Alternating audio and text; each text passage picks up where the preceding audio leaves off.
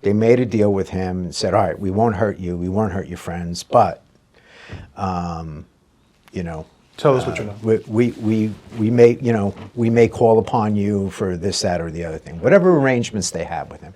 But apparently he never had a cooperation agreement. He did a proffer session with these guys, and a proffer is not a cooperation agreement. So it's somewhat of a mystery why they didn't, I don't know what they thought they were going to get by not prosecuting him. Understood. What was the end game? You know, why not prosecute him? He's the last man standing. He should be in jail.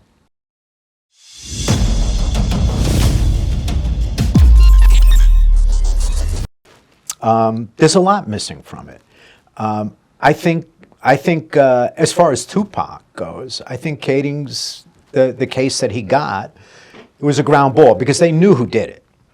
So they did a drug case on him to flip him. I don't have any problem with that.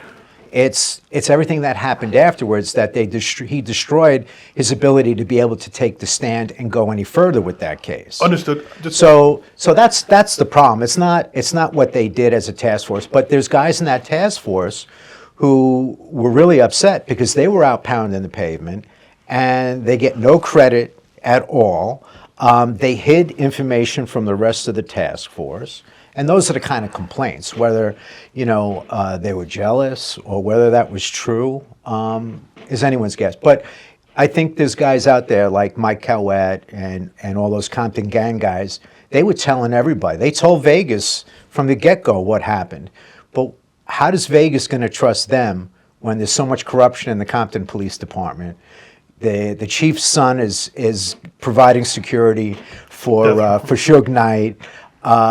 All these different corruption cases in the LAPD. It was a bad time to share information amongst law enforcement. You know? Understood, because that's something I've talking to people about these situations, sharing information. I know when it comes to cops, there's a lot of the alpha thing about working with others.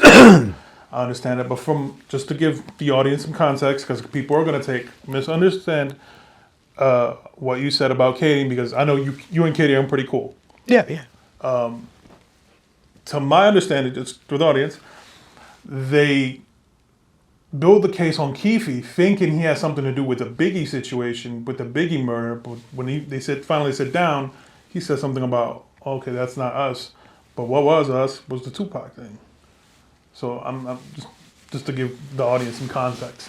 Yeah, I never heard it that way. I mean, I always heard that, you know, Compton and the sheriffs knew who right. You know, who's responsible. The word got out with, you know, Baby Lane and Keffe D, because it immediately started a war out in between the Bloods and the Crips out in LA. So, you know, the word got around what had happened, and once it happened, you know, the chief of the department said, hey, get ready, something's about to go down. Yeah. So, you know, that case was pretty much, you know, if things were better in those departments, if there was less corruption, if there was less, you know, problems with the LAPD at the time, all those things would have been different, you know, for Russell Poole, for everybody. Understood. I feel like maybe well, I think everyone knew, as far as when it comes to the streets, even when it comes to hip hop, knew it was Orlando. Obviously, there was the Compton guys. There was always these MTV clippings of all this information come out, but they just couldn't get that evidence. So when Great Kading comes along and gets Keefe to confess, we get the details. Okay, I was in the car. He was the trigger man. I gave the gun to the back. Blah blah blah. Understood.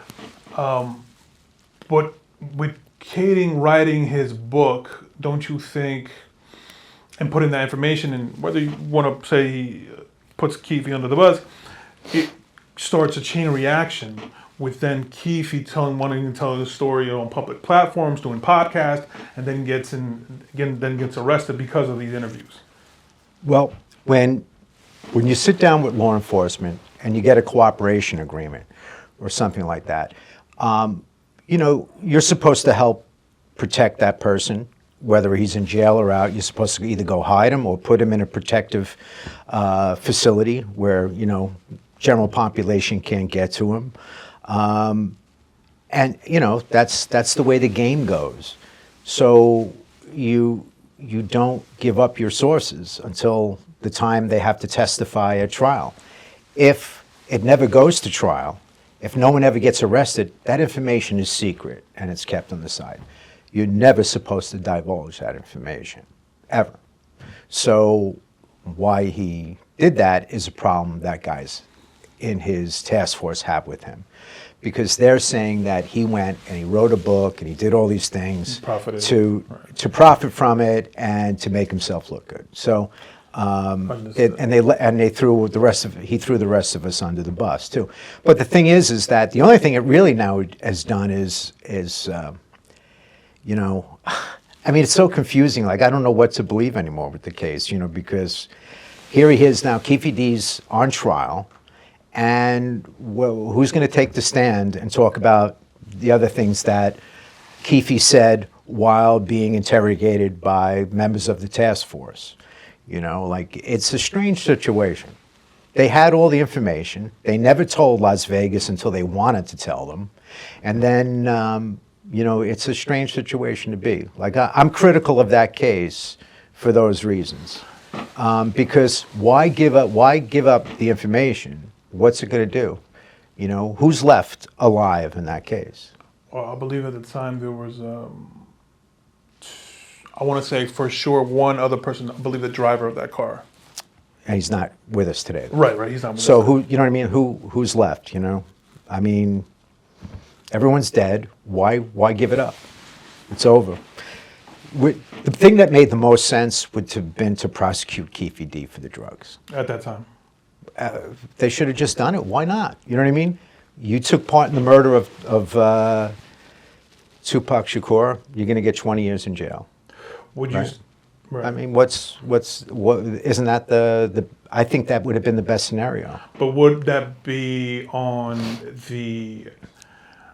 Obviously, Greg can prosecute himself, because I want you to break. People don't really understand that it's Greg's supervisors or people above him to make that happen, right? Or how's that work? Well, no, they made a decision not to prosecute Keffe D. They made a deal with him and said, all right, we won't hurt you, we won't hurt your friends, but, Tell us what you know. We may call upon you for this, that, or the other thing, whatever arrangements they have with him.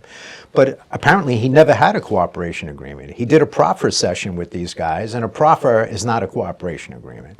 So it's somewhat of a mystery why they didn't. I don't know what they thought they were going to get by not prosecuting him. Understood. What was the end game? Why not prosecute him? He's the last man standing. He should be in jail.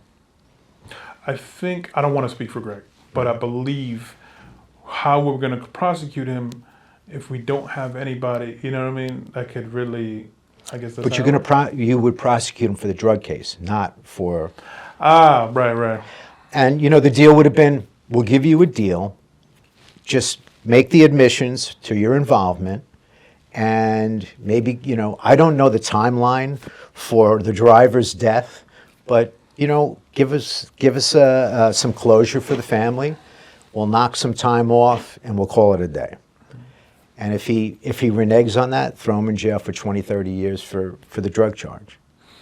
I see. Now we're in a situation here where he's at trial in Las Vegas, and I don't even know if you can use any of the information from the task force because of all the trouble that's gone on. And I don't think Kading is talking with his former superior officers at robbery, homicide, or the task force anymore. So what is their involvement going to be in the trial with Keffe D is going to be really interesting. Have you spoken to Greg about this? No. You never brought that up? No, I had Greg on to talk about his involvement in it. But you have some sort of, guys talk off camera, off podcast, right? Or we talk once in a while, every so often. But I also know a lot of the the other players, you know, Right. like Mike Cowett and all that. And we talk, and you know, these guys are real upset because, you know, they did the work. Understood. And so if you're going to say, well, Greg solved the case because he flipped Keffe D, he never charged him with anything. You know what I mean? They never solved the case with a conviction. Right. So if you're going to get an admission about, you know, what you did, give him some time off for the drug case, and then I think justice is served. Because right now, who knows if Vegas is going to get a conviction out of this now? You know, it's not. You know, Keffe D could say, well, I wrote the book just to brag. I lied to Kading because I wanted to get off on a drug case. I wrote the book because I saw Kading made money on his book, so I figured I'd make some money. Everyone was calling me a rat anyway. What does it matter? I'll write a book on it. So yeah, it's, who knows? It might not be the ground ball everyone thinks it is. You know. Right. Now I'm assuming that, you know, when this thing goes to trial, you know, it's not going to be as easy as everyone thinks. Right. You know. Right. But I did want to say, I understand that. How do I put it? Because I don't want to seem like I'm that much of a pro. I'm trying to be, what's the word I'm looking for? Well, everyone has a different perspective. Right. You know, and put it this way, because I feel like if Kading doesn't write and put it out the book, the fans and people generally wouldn't know of what happened. We wouldn't know the details, is what I'm saying. yeah, but you know what? Life is like that. We wouldn't know the details, and Keefe wouldn't have been caught up. There would have been an arrest, is what I'm saying. Do you see? You see because I'm trying to paint that there's a chain reaction to Greg writing the book, and then Keefe coming out doing interviews, which causes him to get arrested. Right. Well, why wasn't there an arrest when the book came out? Why wasn't there arrest when the guys that were first on the case? Because nobody was talking. No one was admitting. That's what I'm saying. So then Greg comes along. Well, and what? And lets him tell him the story, and he walks away. And builds a case. Well, there's no case. Right. I'm saying what I mean? they build. There's no case. They hang over something up his head.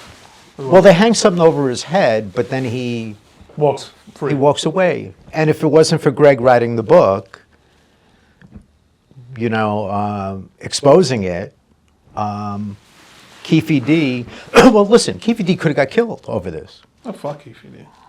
Well, you know, he's a human being. He's got a family.